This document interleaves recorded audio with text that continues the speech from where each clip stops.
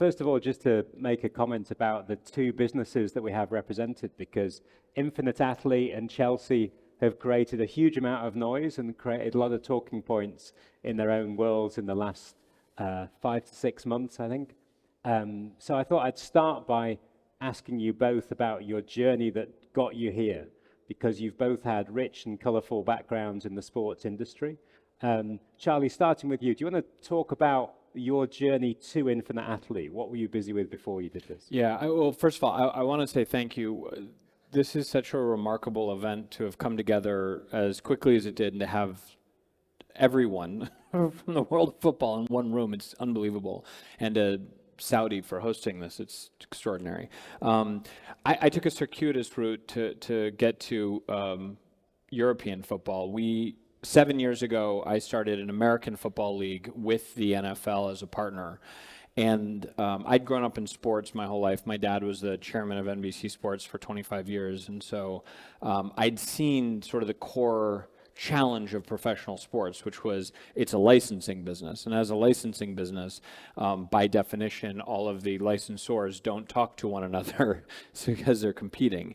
And so when we launched that football league, we built a technical solution that allowed every single vendor to be synchronized together and allow people to build on top of it. And that had quite a bit of success in becoming the #1 app in both the Apple and Google sports stores. And so when we ended the end of the first season, the NFL came and said, could you build this for us? And so we started building there. And about a year and a half ago, Todd Boehly, who had just purchased Chelsea, reached out and said, we want to build a much more dynamic partnership with our fans and our companies, et cetera. Could you come and do it? And we started building their technology stack about actually a year ago this month. And then over the summer, we decided to become their front of shirt sponsor, which is how we got to know each other. And I'm sure we'll talk more about how the technology works. But Sure. Casper, do you want to talk about your route to Chelsea? Because you've had an incredible list of clubs and background as well. Yeah, I have a few clubs in my back pocket. But first and foremost, also thank you for having me on this panel. Happy to support Charlie and the team for Infinity Athlete. I was brought on by Chelsea less than 2 months ago. I started my role there, but previously I've been with clubs like FC Barcelona, Manchester United, Fulham, and lately AC Milan over the last 5 years, and was brought on to this project because there are a lot of things need to be probably done on the commercial side with Chelsea. It's a phenomenal project with an amazing ownership, which really try to do things differently. With a club probably haven't been as active commercially as other clubs, both from a brand perspective, but also from a commercial perspective. So maybe a little bit lost its way over the years as the competition has increased and the rule has changed in terms of how you can spend your money and so forth. So when I was contacted for this opportunity, it was a very easy decision because this is a unique opportunity with an amazing project in front of it and also an amazing history. And that's where then we're brought in. They managed to get a front shirt partner in Infinity Athlete, and now we try to build out that partnership and see where that ends. So before I ask Charlie a little bit more about the business, do you see this as being part of a change in the way that clubs are funding themselves? In that, you've been in part of a model where the sponsorship has been about selling inventory and the TV revenues have fallen from the sky. Do you think that's changing now? I'm not seeing it changing instantly, but it has to change. Because I do think the model as it is today is very static. You can have certain partners, you can't, it takes a long time to build a new stadium. You can't just overnight increase the prices on tickets. So you're depending too much on what broadcast sort of brings in. And I do think innovation is the key to how you can really grow the brand. Football is obviously, and everyone knows this, is the biggest sport in the world. And expanding in other parts of the world tremendously. And I think as a big brand in this world, you need to follow that trend. Interestingly enough, you see younger people consuming sports differently than when we were young.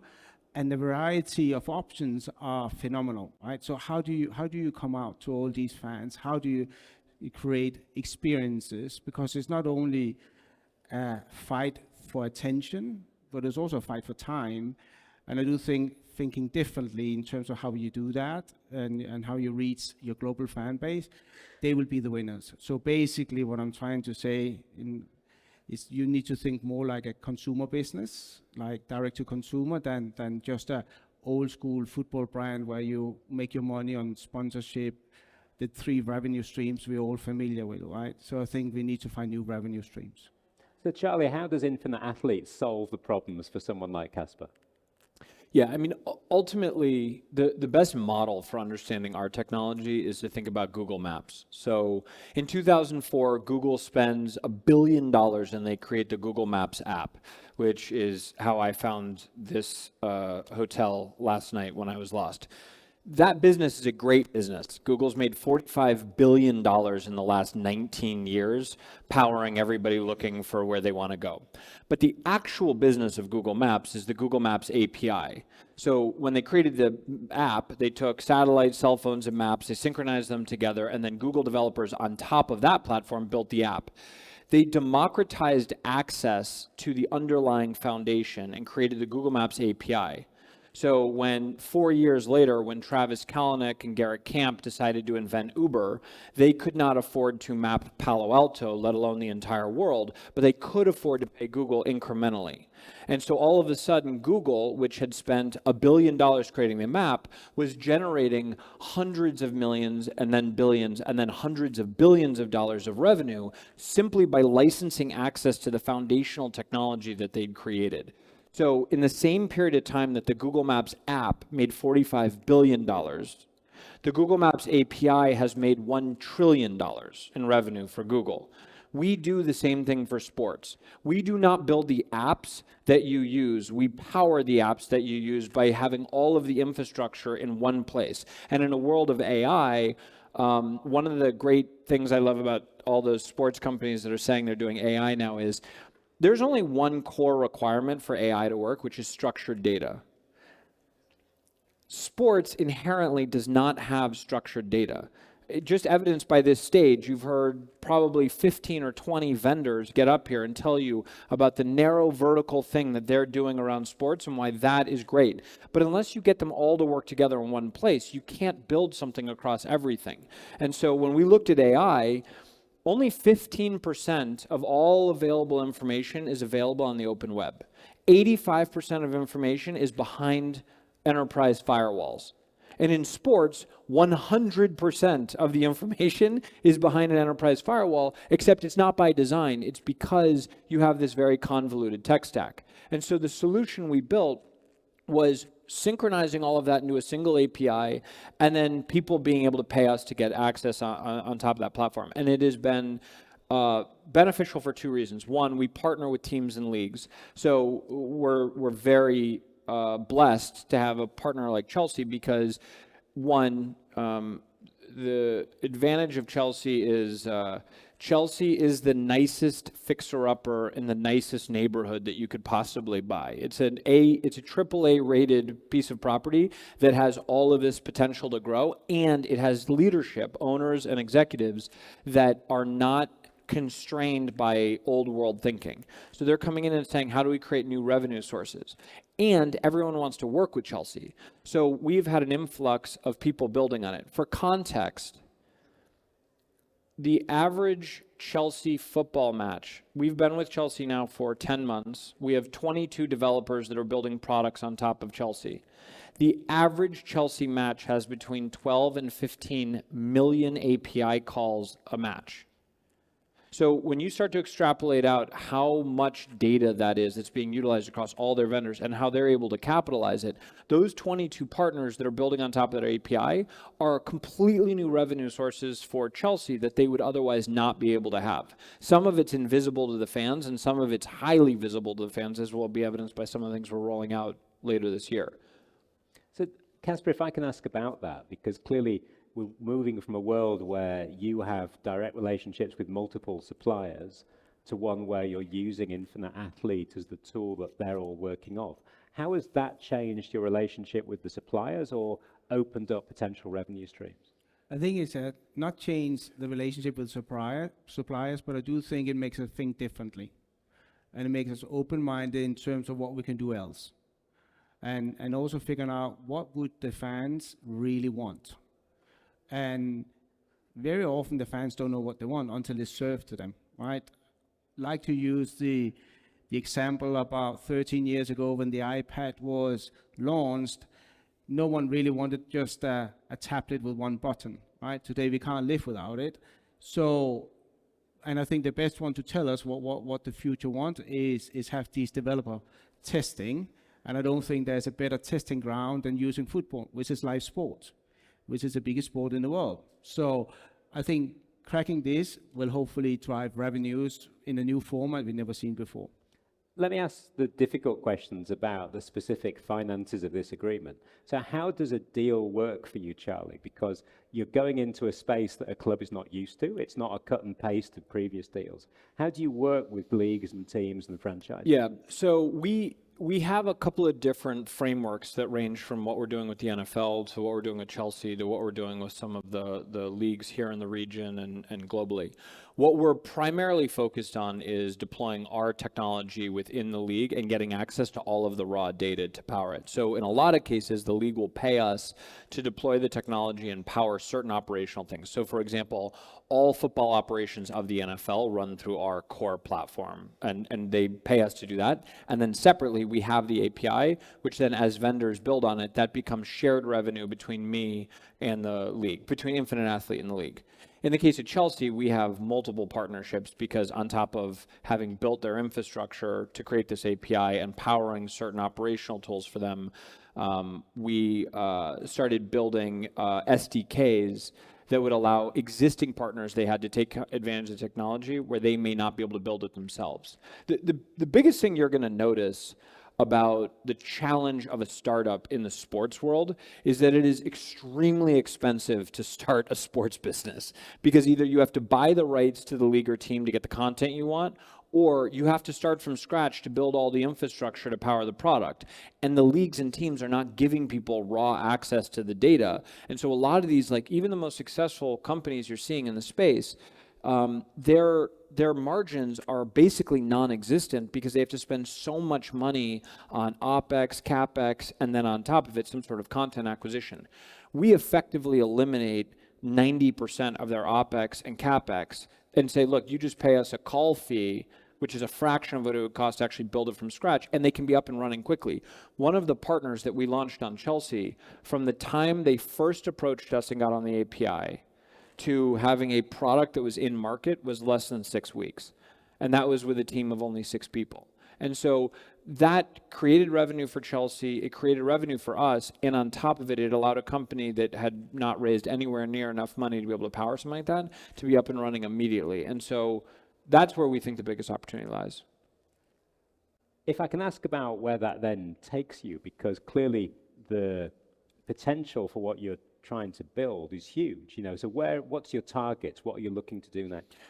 I mean, ultimately, our core focus is twofold. One, take the top 12 sports leagues in the world and create partnerships with them. One of the biggest challenges and one of the biggest reasons I wanted to speak here and why I want to speak at every sports conference is we are not competitors with any sports vendors. So if you are the biggest data, if you are a Stats Perform, or you are a Second Spectrum, or you're a Hawkeye on the data acquisition side, or you're a Simple Bet, or you are whoever the partners are, we are not there to compete with you. We're there to facilitate either new clients for you or create new revenue opportunities for you. We play very nicely with everyone because ultimately our solution is an infrastructure solution. We don't care what water is running through our pipes. We just want to put better pipes in place so that we can get it to more people. And so from our perspective, we have two sides of the same business. One is sign the leagues up to these partnerships, which we've had a lot of success on. And then the other side is to really evangelize the developer network and give people access to do that, which we have funding for. We can incentivize people to build on top of it and build it. And then the last thing is we're openly in the market buying companies that interest us. So we've bought a handful of companies over the last several months where we're actively looking at other partners where we think we can build a better garden in which people can build their developer products. Casper, I guess one knock-on of that and the great vision that Charlie has for all these different firms is that potentially it simplifies your relationships as well, because I know from a club's perspective, you're pitched to all the time. You know, is that a challenge for a club to decide where's the value, how does this company sit with that company? And I think you're asking the right question, and you mentioned club, right? So ultimately, a club is a football business, right? And old school wise, we are working on a week-to-week basis, selling out the games and so on. We do not have the resources or the mindset. We do have the mindset, but not the brain capacity to cope with all these technologies coming out, because it's a new world to us. But having someone like Charlie helping us navigate that, what works, what doesn't work, for a club like our size and what we want to do for the fans, is so important, right? And I do think that we will learn a lot going forward, but a lot of people sitting here, they've probably been trying to sell to a club. They know the audition process takes forever because the clubs maybe don't give the attention, they don't understand it, and they wait to see what other clubs are doing, right? So I think if we can break through that and we can be the first mover as we are now with Infinite Athlete, will set us apart. A lot of clubs will be sitting and waiting and say what's going on, but then we'll already be ahead. And once you have that win, it's easier to go to the board and say, now we need to be much more innovative in it, because we have a lot of competition day to day. It's just about selling sponsorship or selling tickets. We don't have the biggest stadium, you know, but we do have the best mindset, and we are thinking in an innovative way, and I think that will set us apart going forward. That's another point that's really important, is anything that gets built on our API, regardless of sport, is built on the same infrastructure that powers all the other sports. So now you can scale your business by building it once on our infrastructure and then take it to the NFL and the other sport leagues and sports, that it's built on. And so now all of a sudden we have a team like Chelsea, which is globally recognized with hundreds of millions of interactive fans, that not only becomes a great revenue opportunity for someone starting a business and for Chelsea, but also if someone builds it there and somebody in the Saudi Pro League or F1 or NFL wants to have that product, the infrastructure is all there to just deploy it there. So now you can go to one place and deploy it everywhere. I think one of the reasons why we at the Saudi Pro League have been looking at it is this idea that it's all your data points coming together. And Casper, again, I'll ask you first, but maybe come to you, Charlie. Is that something that's a challenge for a club? Because often I see like the media side of the club has certain relationships with vendors, and the sporting side of the club has relationships with other vendors, but they don't necessarily talk to each other. I want the answer to this question too, by the way. No, but I think that's a future understanding that, but it has to come from the top, right? And we are lucky to have a very innovative ownership, so they will force that relationship that we need to learn from each other. And as you say, there are usually two verticals in a football club, but merging those together, you can really drive it forward in terms of that. Charlie? Yeah, I mean, I think the thing that's a league like Saudi Pro League is particularly interesting to us for two reasons. One, similar to Chelsea, you have a very clear line of control, and so you don't have a lot of the bureaucracy that the other leagues are sort of forced to have, and so you can get centralized vision and deployment. So that's really interesting. The other thing that's interesting is a hyper-passionate, very young audience that's consuming the content. And so now you've got people that are not only digital natives, but they're app natives, where making an app is the business that they're thinking of as the starting position. And so having something built here in Saudi, where you have 40 or 45 million fans, or population, that's actively fan group of this, building what they want on the API, I think what you're going to see is in the global market, the things that get built here in Saudi are going to translate to FIFA and UEFA and the Premier League and La Liga and MLS and all these different places. And so from our standpoint, this is one of the ideal marketplaces to launch, because ultimately we can see that this market is going to drive innovation that will then immediately be seeded in the other places. One of the case studies that you've talked about with me before is about college sports and how you've been able to benefit individual athletes. Can you just talk us through that a little bit? Yeah, there's an amazing partner. When we launched our marketplace in June, so for context, we launched the marketplace in June. We announced it, I think, in September. One of the first 5 partners, I think, that built on it was this company, CuraStory. CuraStory is a influencer sort of toolkit for building social video platforms, not in sports. They want to get into sports because in the United States, they've just opened up name, image, and likeness for athletes. And there are, college football players in the US that have 500,000 or 1 million followers that want to be able to service content. And because content restrictions are so high around sports, that you have to have an angle that's going to be able to give the player the ability to, one, deliver something that's unique, but also something that's not going to violate the existing broadcast rights. And so one of the things we do is we synchronize every single camera in the stadium. So we take back all the broadcast cameras, team cameras, security cameras, everything. And because of our AI platform that sits on top of it, we can tell you like what's in every shot and who's doing what. So with CuraStory, we set it up so if a player came on CuraStory, they built on our API so the player can say, I'm the quarterback, and I want every play in which I threw the ball over 15 yards or a touchdown or whatever, and I want it from angles that have never been seen before. So I want the camera coverage from the play, but one that they didn't see on ESPN or Sky or whatever. And they built that.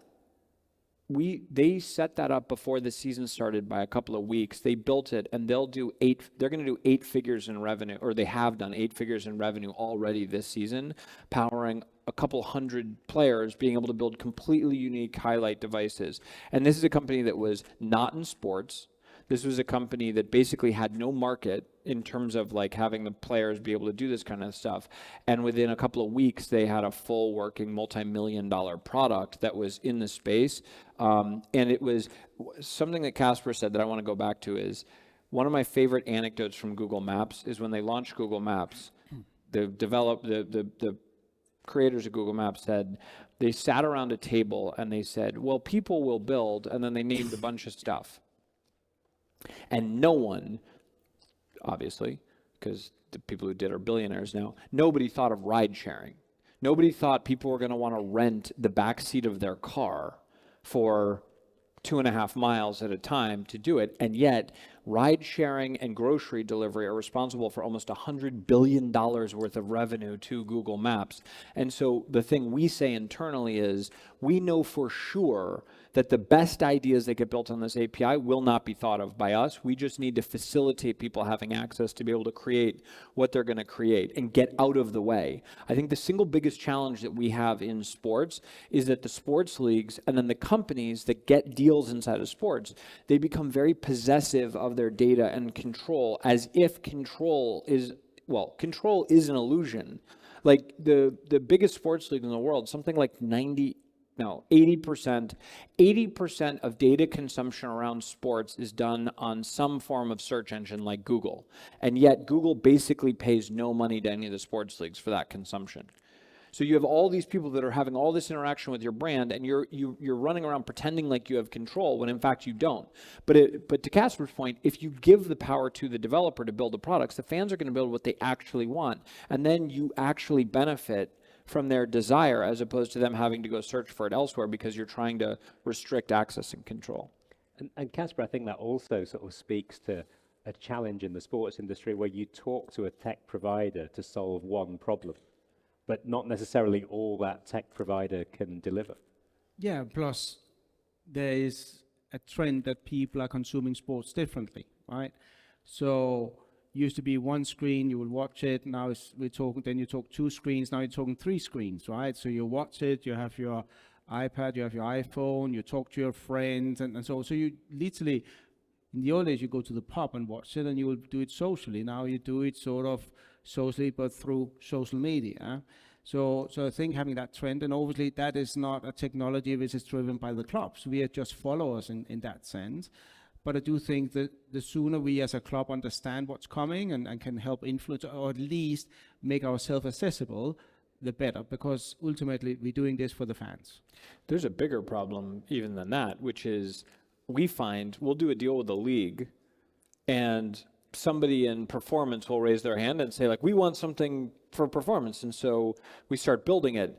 And then about halfway through them building it, we realize the media group and the social media group and the other groups are also trying to build those solutions, and they've never spoken to each other. Yeah. And so, like, one of the advantages of the API is that you go into a league and you build a single API. Like, we have a tool in the NFL that was built for football operations that is now utilized by like 4 other departments of the league, because they came to the API and say, hey, we want to build this thing. And we could say, well, actually, your other group has already built this. You can just utilize this underlying technology.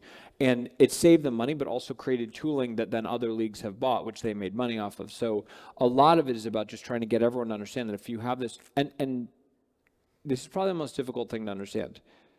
We actively are telling leagues to hire other vendors.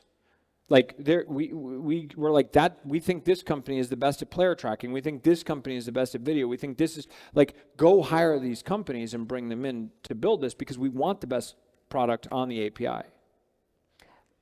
A lot of people are going to listen to all this speech and all the vision, and they're going to hear, you sponsored Chelsea's shirt. You know, can I now sell you my shirt? Can you say why, as a company that's dealing with business to business, you decided to do that deal with Chelsea? Then I'll come to you for Casper on your perspective. Sure.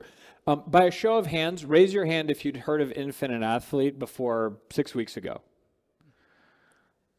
That's why I bought the front of shirt, for one, right there. That there was within the B2B scope, having people be aware of the name and be able to talk about it was incredibly important. So we did it. I will tell you quite honestly, because based on, this is very well lit, but I see a lot of people who own sport vendor companies. I'm much more interested in buying your company than I am in sponsoring one of the team's front of shirts sponsors. Like, we did this deal with Chelsea because a year ago we signed a 7-year deal to power all of their technology and build the products. We launched a product with them in June, which quintupled their digital usership in one match, and then it's grown ever since on top of it. And when we started sitting down and looking at the level of exposure that we were seeing from just being interactive with Chelsea, and knowing that we were rolling out this new brand this year for the first time, we wanted to have a very splashy partnership with someone who could articulate why we were in business together. And we were very fortunate that Chelsea then made the decision to hire Casper, who is going into the marketplace and telling the story of, now we can do new things with your data to build things. Long term, you know, whether or not our goal over the next 7 years is to maintain that, I think will be a function of it. I will tell you, 8 games in to our partnership, it would be, well, Casper's happy to tell me how effective it's been, but I will tell you, it seems incalculable to me the level of impact that partnership has had to our business. I mean, we're signing deals with leagues who are signing deals because we're validated by Chelsea, which, you know, we have never, I don't think we would have been able to do without them. Casper, what's the response at the club been like? It's very curious, because it really transformed Chelsea into be a forward-thinking club. Obviously, it's only 18 months ago there was a change of ownership, and they said from the outset that they want to change the world of football, and having a partnership like Infinity Athlete is the first step in the right direction off the pitch. So I do think it's really opened doors to other innovative technologies to come along and work with the club. It's funny.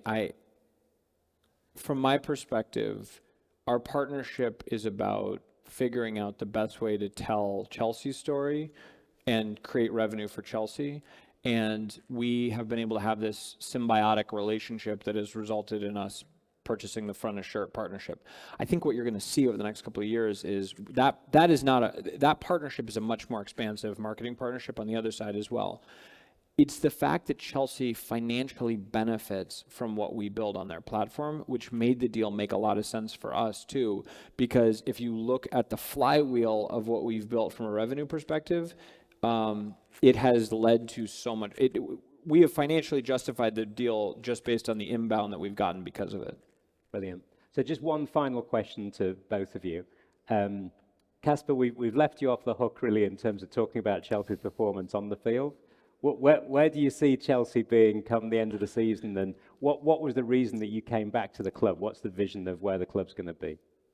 Well, I mean, the football side of it doesn't sit under me obviously, but you being dragged into it, that you very much depend on the performance on the pitch. I always like to say that we are very volatile business, and where we want to go is obviously be less dependent on what's happening on the pitch. So that will be a journey. Hopefully we will finish quite high up the league at the end of the season. It is we're basically transforming the club. New leadership teams finally come in, and they will take time to do these things. It's a young team. I like the philosophy of believing in talent. So I think stick to the strategy is the key thing here, both on and off the pitch, and that's the reason I initially brought into the project, because it's all about people. Ultimately, we are a human capital business, and a lot of clubs are not thinking like that. But I do think this ownership does. So, Charlie, last question to you. Where's Infinite Athlete going to be in a few years' time? Our stated internal goal is to be in partnership with a majority of the 12 largest leagues in the world. So I'm looking at our GM of Europe to remind her that her focus is to close the top 12 leagues in the world as our primary business. But I think from our perspective, we would like to be at a conference like this and have everyone be a partner that's built on top of the API. I also just want to say about Chelsea's performance that for those of you who follow American sports, Deion Sanders, who had a good beginning of the season and then tailed off a little bit, had a great quote, which he said, "Come for us now, because you won't be able to later." Chelsea is not only the youngest team in the Premier League, but if you look at expected points, they're the only team in the Premier League who has had the higher expected points in every single match that they've played. So get a little bit of on-field experience maturity into some of these 19-year-old kids, and I encourage our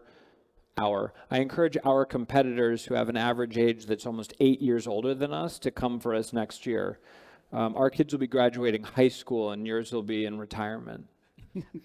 It's nice to end on a data point which improves Chelsea performance. So thank you everyone for attending and listening in, and I'm sure we'll be around for a while to answer questions.